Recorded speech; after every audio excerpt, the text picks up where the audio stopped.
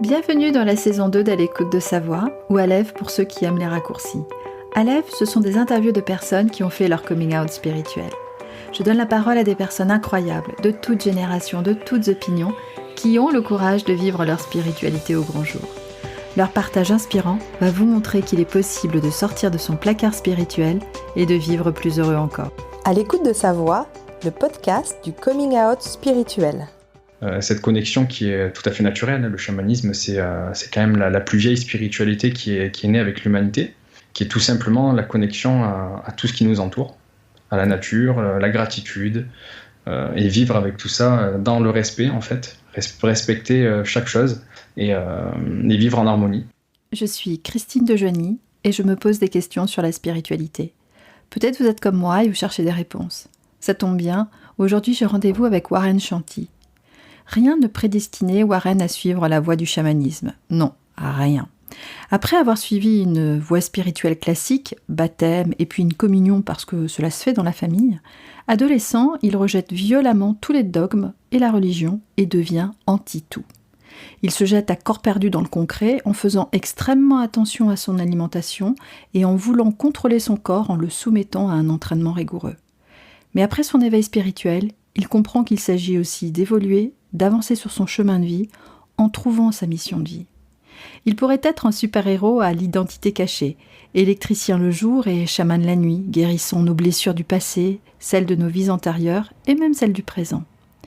Mais pas tout à fait en fait, parce qu'il assume au grand jour ce qu'il est, c'est-à-dire électricien le jour, mais aussi praticien chamanique et énergéticien holistique.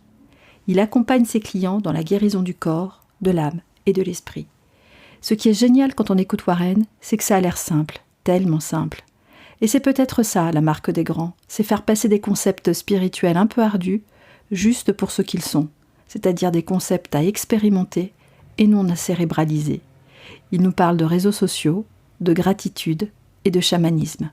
Voici son histoire. Bonjour Warren. Salut. Warren, qui es-tu ? Alors, donc, je suis donc Warren, j'ai 32 ans. À la base, je suis électricien, donc je suis dans les énergies depuis longtemps, mais pas les mêmes. Je suis agent EDF, technicien Enedis, donc c'est mon métier qui est pour l'heure métier alimentaire. Et je me suis orienté donc sur la voie des énergies il y a quelques années, donc les énergies subtiles. Et j'ai découvert, tout a commencé en fait avec le Reiki. Ma pratique s'est approfondie, je me suis dirigé vers d'autres types d'énergie, donc j'ai découvert le magnétisme intuitif en fait. Je me suis rappelé, grâce à ma famille, petit, j'avais reçu plusieurs soins de magnétisme lors de repas de famille et on m'avait détecté en fait un magnétisme naturel. On m'avait dit que plus tard je pourrais utiliser ce don pour faire le bien autour de moi, mais à cette époque-là, c'était pas vraiment ce qui m'intéressait. La première fois, j'étais bien trop petit et ça me parlait pas du tout. La deuxième fois, c'était un petit peu surréel. Je me disais, c'est un peu comme des super pouvoirs. Enfin, c'est un peu perché, quoi. J'ai pris cette voie donc il y a quelques années et en me rappelant cela, je me suis rendu compte qu'intuitivement, par exemple, quand ma femme a ses menstruations, des douleurs, tout ça, des maux de tête ou maux de ventre, j'avais tendance à placer mes mains donc autant sur ma femme que sur ma sœur, ma maman, enfin des amis. Du coup, ça m'a fait tilt et ça m'a vraiment permis de me dire ouais, c'est quelque chose qu'il fallait que j'explore en fait. Il n'y a pas de hasard.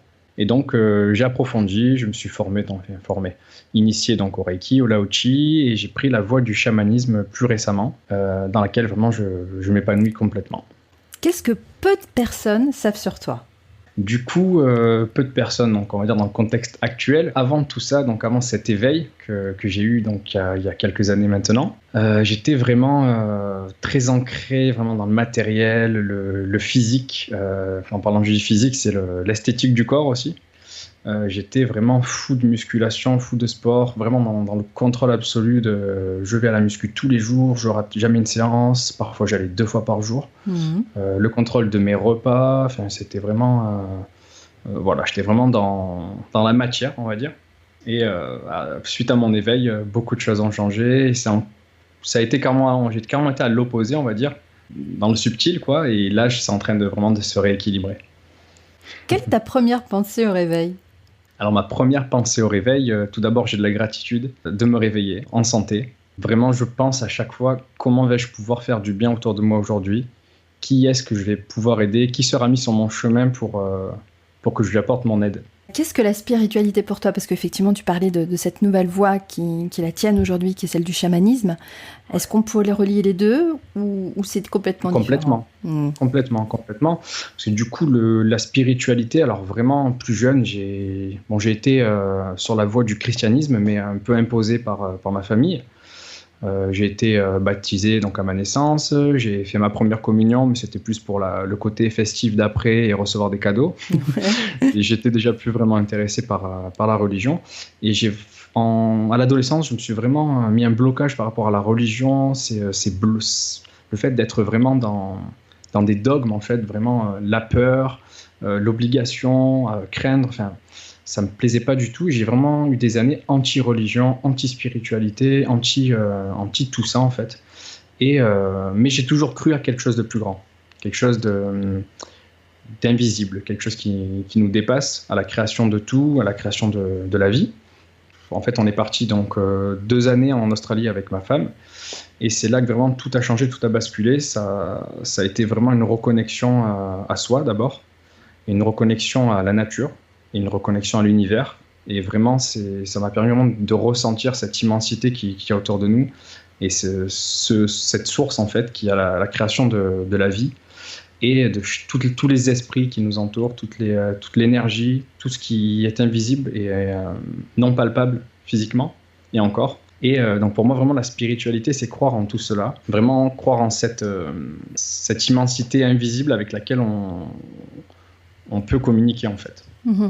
Ouais, vraiment le ressentir dans son quotidien et l'utiliser, quoi. Bien, justement, tu parlais de quotidien, et quelle place a la spiritualité dans ta vie aujourd'hui? Alors du coup, la spiritualité dans ma vie, donc tu te doutes bien qu'avec l'approche que j'ai, mon point de vue, le regard que j'ai sur la spiritualité comme je l'entends, ça fait partie de ma vie pleinement. Donc vraiment, c'est dans tout ce que je fais, déjà le fait d'être en pleine conscience, être conscient de tous les esprits qui nous entourent, l'esprit qui est dans tout ce qui vit, et enfin ce qui vit, ce qu'on peut entendre par vie, on peut entendre les végétaux, les animaux, mais par exemple même les minéraux sont dotés d'esprit, certains objets peuvent être dotés d'esprit, les esprits sont partout, donc le fait pour moi, le fait d'avoir ça à l'esprit, on voit les choses différemment, on remercie, je ne vais pas remercier à voix haute ou remercier à chaque fois que je fais quelque chose, que je vais utiliser quelque chose, mais j'ai quand même cette petite pensée qui me traverse l'esprit de gratitude pour tout ce qui est. Et donc vraiment, ça fait pleinement partie de ma vie. Je ritualise aussi certaines choses. Ouais, je peux dire que vraiment, ça fait partie de mon quotidien, et une très grande place dans ma vie en général. Ouais. Alors, si tu as envie de partager avec nous, justement, tu disais que tu ritualisais certaines choses. Justement, ça peut participer au comment tu la vis concrètement, ta spiritualité. Par exemple, le matin, je me réveille, donc j'ai mes premières pensées. Avec ma femme, donc on a vraiment une routine quand même qui se répète, donc assez cadrée. Par exemple, on fait une session de yoga tous les matins. Ouais. Mais avant cette session de yoga, on place nos intentions, par exemple pour la journée. Donc, comment va se passer cette journée, comment on souhaite qu'elle se passe. Bon, bien sûr, c'est toujours des notes positives pour se remplir d'amour et vraiment que cette journée se passe bien. Et suivi de gratitude, donc pour tout ce qu'on a dans notre vie, tout ce que la vie nous offre. Donc là, c'est un petit exemple. Se mettre de l'eau sur le visage en pleine conscience, vraiment toujours en remerciant par exemple l'esprit de l'eau pour cette fraîcheur, le fait quand on se met de l'eau sur le visage, on va dire ça nous enlève aussi, ça fait un reset, on va dire. En le disant, je le fais avec les mains, c'est rigolo. Mais ça fait vraiment un reset sur la journée démarre, hop, je me rince des énergies de la nuit, et c'est parti pour cette belle journée. Préparer à manger en pleine conscience, en remerciant pareil les aliments qui sont dans la poêle en train de cuire, qui vont me nourrir. Voilà, le rituel un petit peu partout. Après, bien sûr, je vais pas faire brûler de l'encens, faire brûler de la sauge en faisant tout ça, mais il y a une petite partie de rituel en fait, du moment que quelque chose est réalisé en pleine conscience, déjà je trouve que c'est ritualiser un petit peu la chose. C'est vraiment être conscient de chaque chose. ton chamanisme dans ton business, alors tu disais tout à l'heure que tu étais électricien, que tu travaillais avec des énergies. Et puis, il y a la deuxième vie aussi de Warren. Comment ça se passe tout ça? Alors du coup, donc je suis électricien, donc agent EDF le jour. Et du coup, je suis beaucoup sur Instagram parce que voilà, c'est vraiment mon activité. Je la développe grâce à cette plateforme pour vraiment exposer mon regard, vraiment mon point de vue, ma vision, mes énergies pour essayer justement d'apporter tout ça à tous les gens qui y sont ouverts et qui ont besoin de guérison. Parce que du coup, le chamanisme, c'est vraiment la guérison, hein, guérir plein de choses. Guérir le passé, guérir le présent, des blessures qui peuvent être liées à des vies antérieures aussi. Mais c'est aussi guérir dans le sens d'évoluer, de trouver sa voie, se rapprocher de son chemin de vie, de sa mission.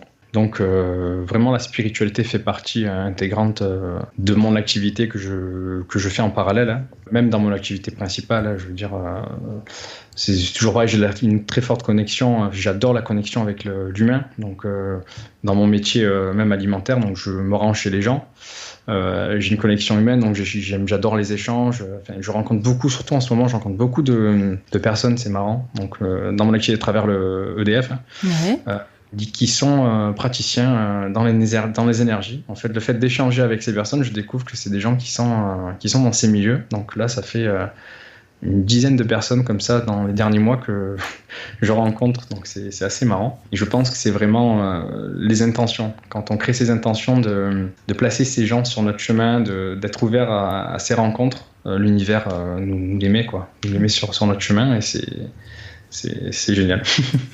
Et tu parlais de ton éveil aussi, tu sais, tu disais il y a quelques années.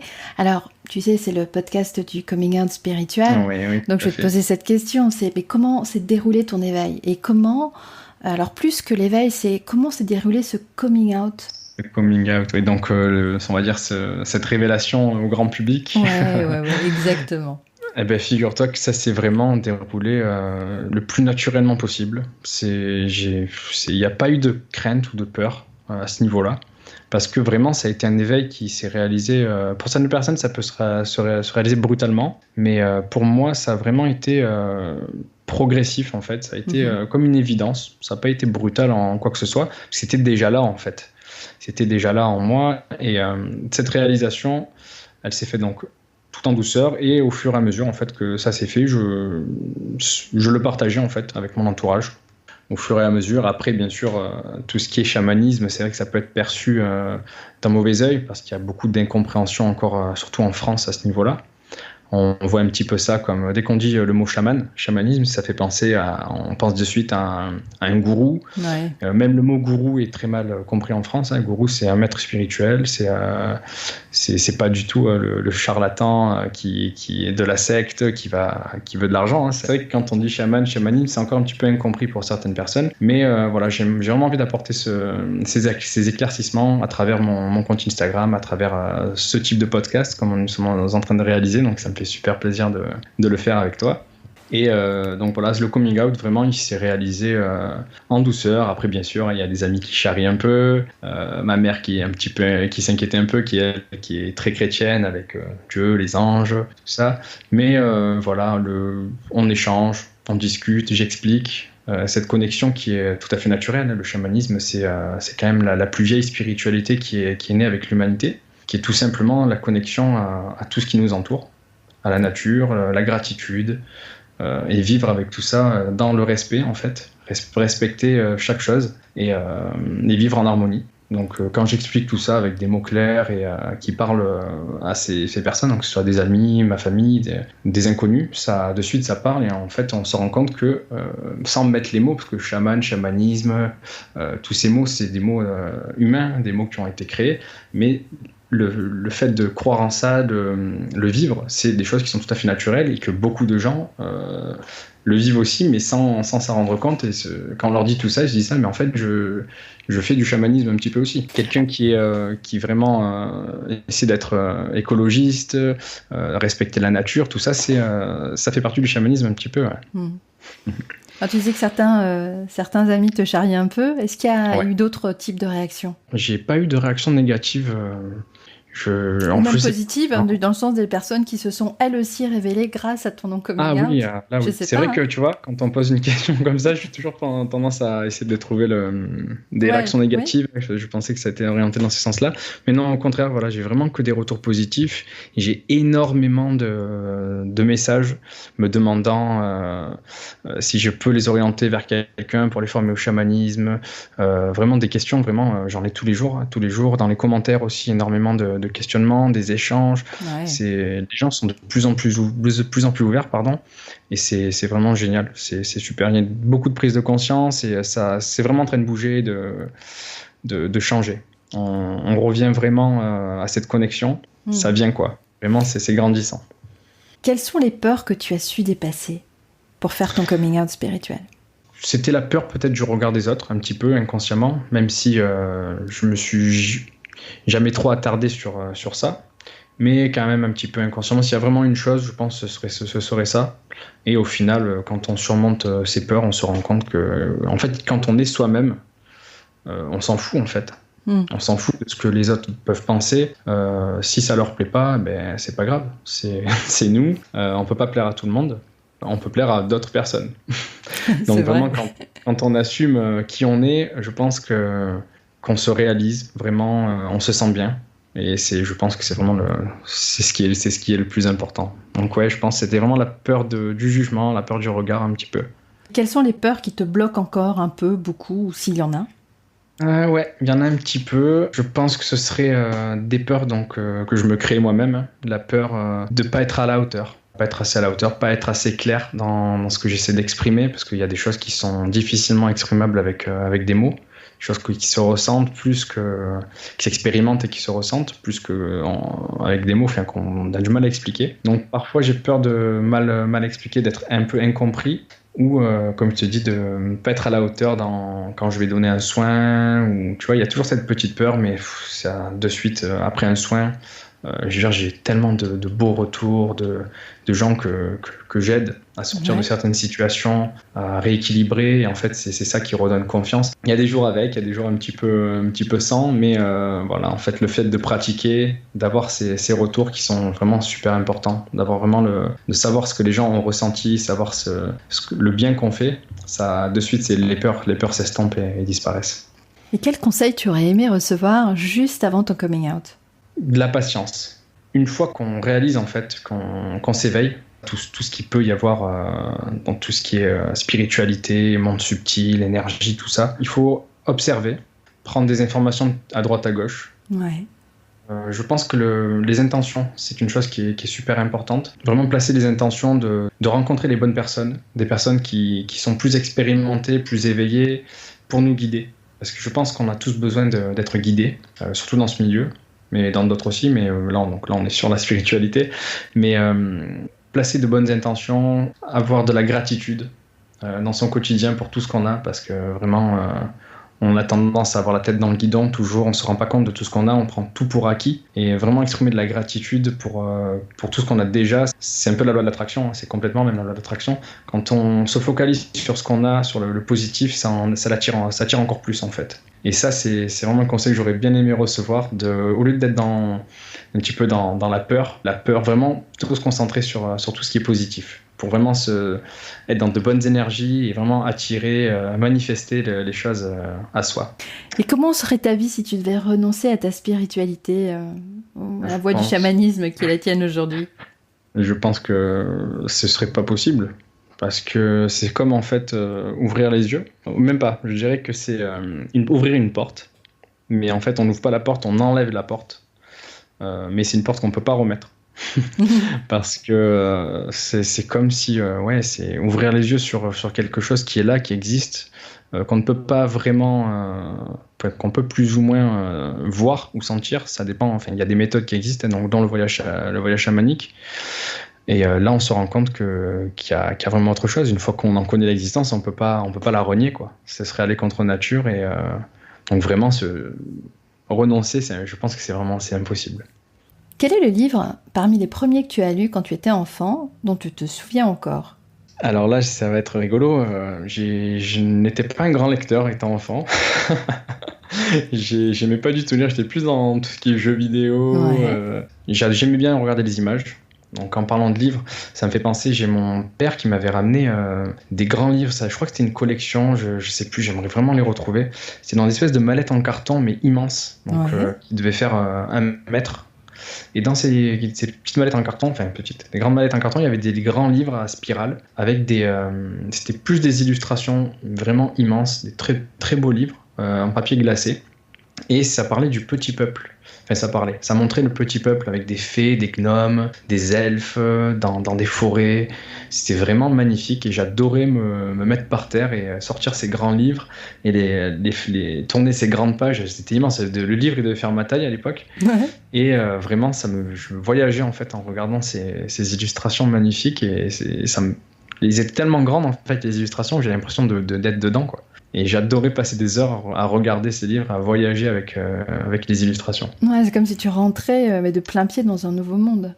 Exactement, Ouais. c'était vraiment c'était magique, quoi. Ouais, j'étais pas du tout lecteur. Étant enfant, j'ai découvert la lecture il y a quelques années, et là par contre maintenant je suis un dévoreur de livres et Mais justement, puisqu'aujourd'hui tu es un dévoreur de livres, quel est le dernier livre que tu as lu et tu sais qui va te marquer pour un bon bout de temps? c'est un livre c'est un livre qui parle de chamanisme. Il est extraordinaire. C'est du chamanisme amérindien. Là, donc là, on est vraiment aux États-Unis. Et ça parle d'une chamane, donc No Eyes, c'est son surnom. Donc là, s'il y a des gens qui sont intéressés, pourront retrouver le livre comme ça. C'est vraiment un livre qui permet de comprendre le chamanisme, mais là, donc, j'en ai lu des livres concernant le chamanisme, j'en ai lu beaucoup. Ça explique vraiment cette connexion à la nature, cette connexion aux esprits. Ça explique le voyage chamanique. Quelles sont les 3 personnes que tu aimerais rencontrer au cours de ta vie? Alors là, du coup, je suis pas ce type de personne qui a envie de rencontrer des gens, des célébrités, des gens connus. Les seules personnes que j'ai envie de rencontrer, ce sont celles qui devront croiser ma route, soit pour m'enseigner, pour me donner des enseignements de sagesse, ou des enseignements qui me permettront de me développer plus, ou justement ces personnes qui sont en demande d'apprentissage, de transmission, des personnes à qui je pourrais moi apporter et des personnes que je pourrais aider. Si tu avais le pouvoir d'offrir 3 dons à un enfant qui vient de naître, lesquels tu lui donnerais? Je dirais la patience, qui est pour moi un don, je trouve. L'écoute, la vraie écoute avec le cœur, et la générosité. Patience, écoute, générosité, je trouve que ce sont vraiment 3 grandes qualités avant tout, mais je pense que vraiment quand c'est développé, ça peut être vraiment 3 dons vraiment qui représentent pour moi la richesse intérieure.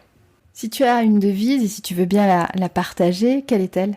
Alors du coup, ma devise, donc pour ceux qui me suivent sur Instagram ou sur mon site internet, nous sommes un. En fait, j'ai vraiment envie de mettre en avant cette connexion que nous avons chacun les uns aux autres, mais que ce soit entre humains ou que ce soit avec l'animal, avec le monde végétal, avec le monde minéral. Vraiment, c'est la connexion, quoi. Oui, c'est la le hashtag connexion. que tu as lancé sur Insta, c'est ça? C'est ça, ouais, Ouais. exactement. Ouais, j'ai lancé ce hashtag donc, pour vraiment mettre en avant cette connexion et créer une communauté pour vraiment essayer d'accentuer l'éveil à cette connexion et le respect de chacun, donc entre nous et le respect de la nature, le monde donc animal, végétal, minéral.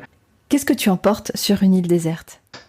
Sur une île déserte, j'emporterai ma femme avec moi déjà, mon tambour Ouais.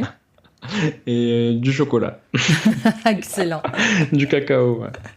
Quelle est la rencontre qui t'a marqué? Eh ben, je vais encore parler de ma femme, c'est rigolo. Là, si je parle de la première, mais vraiment ma femme, on s'est connus au collège, on s'est connus en classe de 4e, et depuis qu'on s'est connus, on s'est plus jamais quittés. Mhm. Ça a été une évidence, vraiment c'est mon âme sœur, quoi. Donc ouais, vraiment si je dois dire une rencontre, c'est ma chère et tendre épouse. Quelle est l'appli indispensable dans ton téléphone? C'est une appli pour la comptabilité. Non, je rigole. En toute honnêteté, Instagram. J'aime cette connexion. Les réseaux sociaux, c'est bien utilisé, ça peut vraiment être extraordinaire. Je pense que c'est la seule appli que j'utilise d'ailleurs depuis un petit moment. Ouais, ça permet vraiment de faire déjà avant tout de belles rencontres. C'est grâce à Instagram qu'on se parle aujourd'hui, bien sûr. Exactement, ouais. Absolument. C'est vraiment c'est un outil vraiment bien utilisé, comme je le répète, c'est extraordinaire, vraiment. Ça peut vraiment être très mauvais, avec une mauvaise utilisation. Mais si on a de bonnes intentions qui sont pures, bienveillantes et utiles, ça peut vraiment être génial. Est-ce que tu regardes la télé et si oui, quelle est ta série télé préférée ? J'adore Netflix, Amazon Prime, vidéo et tout ce qui est streaming où on peut choisir nos programmes. Et des séries, on est vraiment des sérivores avec ma femme. Et si je dois en citer une... tu peux en citer 2 ou 3 si tu veux. Ouais. En première, je dirais Sense8. Oui. Donc, je sais pas si tu connais. Oui, bien sûr. Des Ouais, frères, des sœurs. Wachowski. Ouais, bien exactement. sûr. Le lapsus. Et c'est une série, donc là je vais en parler pour ceux qui ne connaissent pas, mais c'est une série qui a malheureusement été d'abord annulée parce qu'elle coûtait beaucoup trop cher à la production, parce qu'elle se passe dans 8 pays différents, donc il fallait payer les avions, le transport, tout ça, et du coup ils l'ont annulée, mais la série était tellement bien, il y a tellement eu une réaction de la part des téléspectateurs, des fans, qui ont fait des pétitions pour à tout prix relancer la série. Donc elle n'a pas été relancée, mais ils ont abrégé toute la suite en quelques épisodes, si je ne m'abuse pas. Tu ne m'abuses ? Non, c'est ça. Et bon, c'est vraiment dommage. Bon, on a quand même eu le fin mot, mais on sent qu'il y avait tellement à faire que c'était... Et du coup, ça parle de cette connexion des âmes. Donc là, c'est 8 personnes qui sont nées en même temps, il me semble. Ça fait un moment quand même que je l'ai vu. Et cette connexion qu'on peut avoir les uns aux autres qui peut être très très puissante. Donc là, c'est vraiment poussé très loin. Cette série, elle est extraordinaire. C'est magnifique. Je l'ai vraiment adoré. Elle m'a marqué en fait. Cette série m'a beaucoup marqué. Je comprends. Quel est l'endroit sur Terre qui te ressemble ? Je dirais la nature en général. J'adore le bord de mer. Je suis né, donc je suis de Marseille à la base. Je vis à La Ciotat, donc après on est parti en Australie, donc toujours sur les côtes, et on est revenu à La Ciotat. Donc vraiment, je suis né en bord de mer, je vis toujours en bord de mer. Donc la mer, c'est quand même très ancré chez moi. C'est quelque chose dont j'ai besoin, mais j'adore me retrouver en forêt aussi. Et donc autant la mer que la forêt, j'aime vraiment toute la nature en fait. Tu as beaucoup parlé de gratitude, d'ailleurs c'est un de tes rituels. Et là, tout de suite, de quoi es-tu reconnaissant ? De la vie en général. La vie pour tout ce qu'elle peut nous apporter, pour toutes les personnes qu'elle peut mettre sur notre chemin au moment où justement on est prête à rencontrer ces personnes. Je crois plus au hasard, on va dire. Chaque personne, chaque rencontre va nous apporter quelque chose, même si sur l'instant ça peut paraître un échange qui va être un petit peu négatif, inutile, mais au final il y a toujours quelque chose à prendre de tout quand on fait les choses en conscience. Donc vraiment je suis reconnaissant pour tout ça, reconnaissant d'être en bonne santé. Et pour finir, quel conseil tu aurais envie de donner à ceux qui n'osent pas pousser la porte de leur propre placard ? Tu sais, tu as parlé tout à l'heure de porte que tu enlèverais complètement. Ouais. Et puis pour ceux, justement, tu sais, qui sont en train un peu de la pousser, j'ai envie, mais en même temps, j'ose pas. Quel conseil tu as envie de leur donner ? Du coup, je vais revenir sur mes premières peurs. Même si elles n'étaient pas très ancrées chez moi, mais je sais que chez certaines personnes, c'est des peurs qui sont très très grandes. C'est la peur du regard des autres, la peur du jugement. Je pense qu'il faut vraiment faire un travail là-dessus et vivre pour soi, pour son développement, pour son bien-être, et vraiment essayer de mettre ça de côté, même si bien sûr le fait de le dire, ça ne devient pas facile tout à coup. Il faut arrêter d'avoir peur en fait, parce que derrière la peur, il y a toujours des trésors. Et ça, je parle par expérience. Quand on surmonte sa peur, il y a toujours des choses magnifiques derrière. Donc vraiment, je pense mettre ses peurs de côté, mettre sa peur du regard des autres surtout de côté et incarner qui on est vraiment avec authenticité. On peut s'inspirer des autres et bien sûr, ça c'est quelque chose dont je parle aussi régulièrement. On s'inspire les uns les autres, c'est quelque chose de naturel, mais il ne faut pas copier quelque chose qui fonctionne pour un autre en croyant que ça va marcher pour nous. Il faut trouver son truc. La patience aussi, être patient, ne pas être trop pressé, ne pas se lancer dans 50 000 choses en même temps. Prendre un peu de recul sur une situation et se dire est-ce que c'est vraiment ça qui m'intéresse ? Allez, je fonce, j'ai pas peur, ça me plaît, j'ai pas à plaire à tout le monde et j'y vais quoi. Super, écoute, je te remercie beaucoup Warren pour tout le temps que tu nous as consacré, pour ta générosité et je te dis à très bientôt. Mais c'est moi qui te remercie, c'était vraiment un réel plaisir et un très très bon partage d'expérience et à très bientôt. Voilà, Aleph, c'est fini pour aujourd'hui. Pour retrouver toutes les informations et les coordonnées de mon invité, rendez-vous sur le site internet àlécoutedesavoix.fr. Et voix, c'est VOIE. Vous trouverez aussi toutes les ressources mentionnées dans cet épisode. J'espère que vous avez aimé ce que vous avez écouté. Si c'est le cas, vous pouvez soutenir le podcast en mettant un maximum d'étoiles sur Apple Podcast afin de faire grimper la visibilité d'À l'écoute de sa voix. C'est de cette manière que vous pouvez aider concrètement le podcast à monter dans le classement. Votre soutien est important, je compte sur vous. Parlez-en autour de vous, abonnez-vous sur votre appli de podcast préféré et même sur YouTube. Si vous souhaitez aller encore plus loin et accéder à ce que j'envoie aux membres de la communauté Alève, vous pouvez vous abonner gratuitement sur alécoutedesavoix.fr. Vous pouvez découvrir aussi en avant-première la personnalité du prochain épisode sur le compte Instagram du podcast, alécoutedesavoix.podcast ou sur Facebook. Merci beaucoup d'avoir écouté jusqu'au bout. Le podcast revient dans 2 semaines. D'ici là, prenez soin de vous.